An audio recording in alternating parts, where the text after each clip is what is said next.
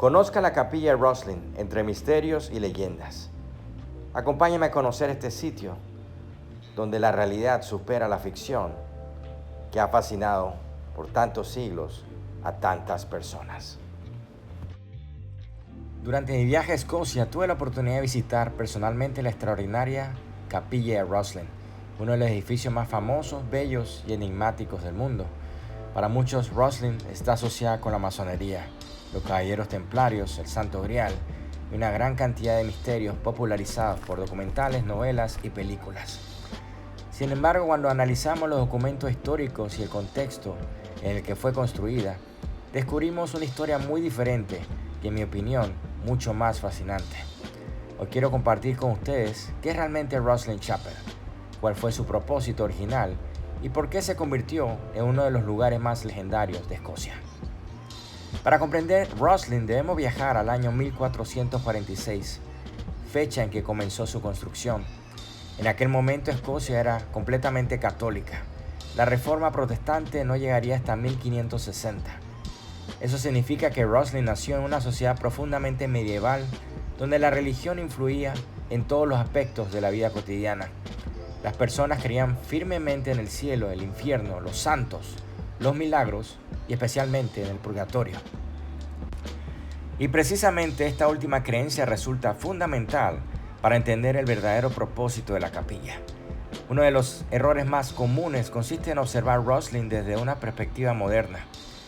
Como explica Robert Cooper, antiguo curador de la Gran Logia de Escocia, historiador e investigador, para comprender una construcción del siglo XV debemos intentar entender cómo pensaba la persona de aquella época y no interpretar el pasado utilizando conceptos modernos.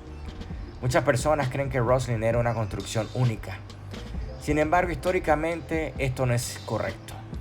Rosslyn era una iglesia colegiada, conocida como Collegiate Church. Durante la Edad Media existían numerosas iglesias similares en Escocia y miles en toda Europa.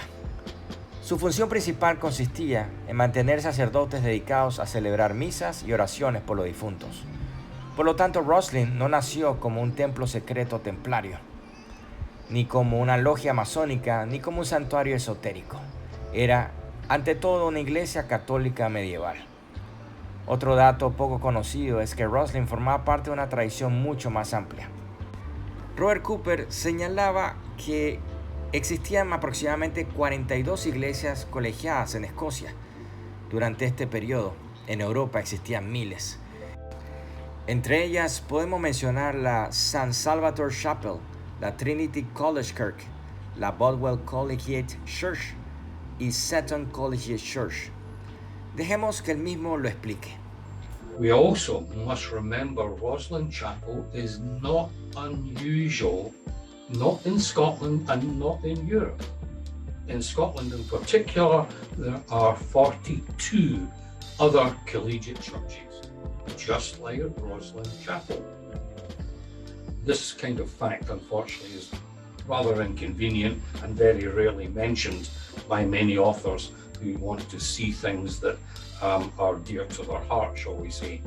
It was very common for the aristocracy, not just of Scotland, but of Europe as a whole, to have their own dedicated church for the saying of prayers and masses and burials of their family members. And the example here is Crichton Collegiate Church, which just happens to be a short distance away from Rosslyn Chapel.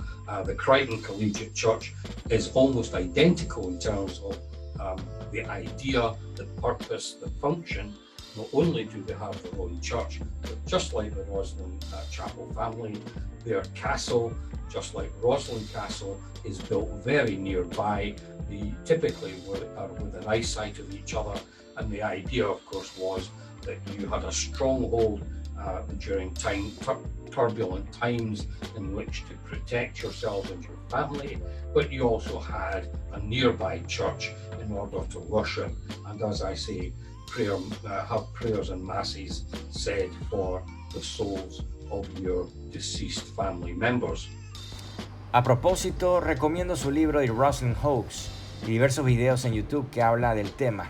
así como de los orígenes de la orden.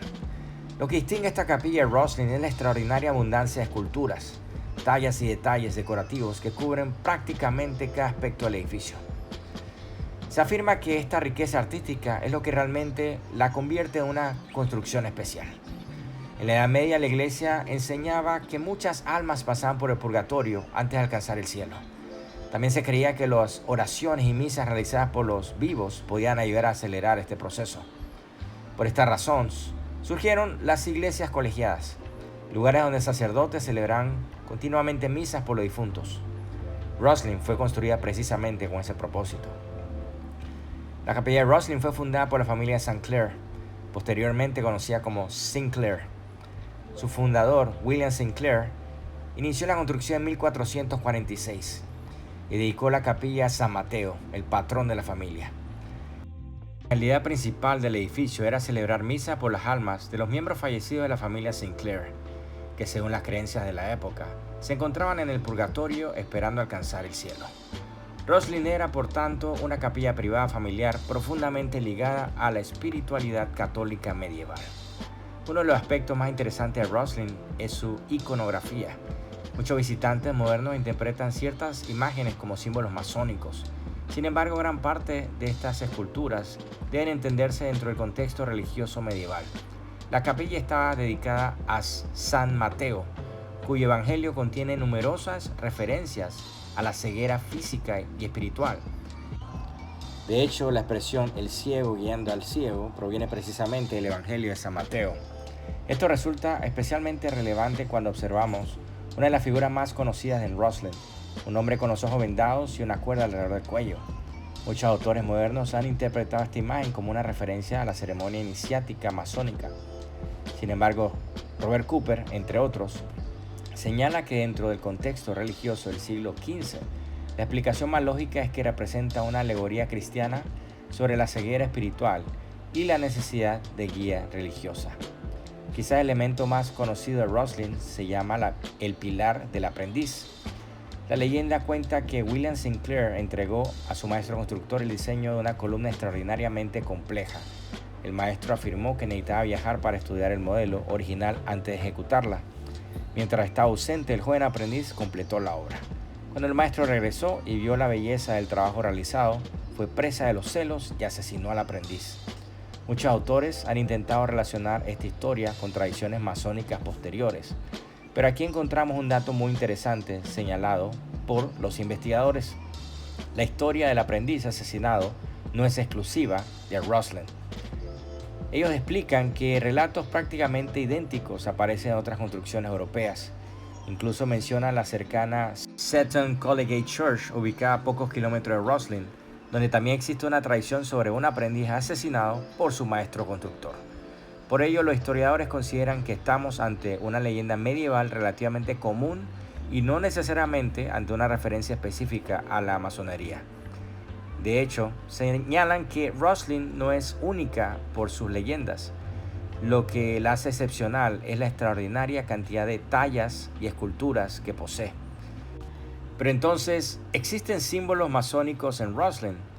Esta es probablemente la pregunta que más escuchan los guías turísticos.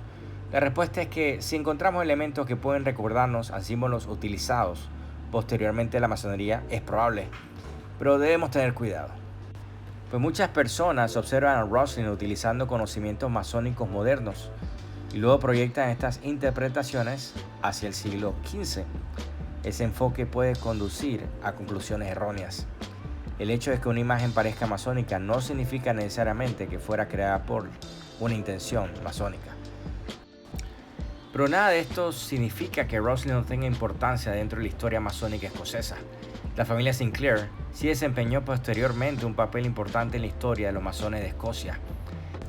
En 1601, William Shaw solicitó a un Sinclair de Roslin que actuara como patrono y protector de los masones escoceses.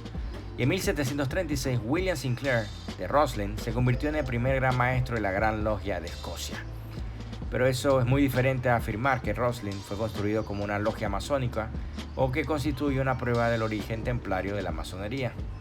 Después de haber tenido la oportunidad de visitar Roslin personalmente, recorrer sus pasillos, admirar el pilar del aprendiz y contemplar cientos de esculturas talladas de piedra, puedo decir que su verdadera historia resulta tan fascinante como cualquiera de las leyendas que lo rodean.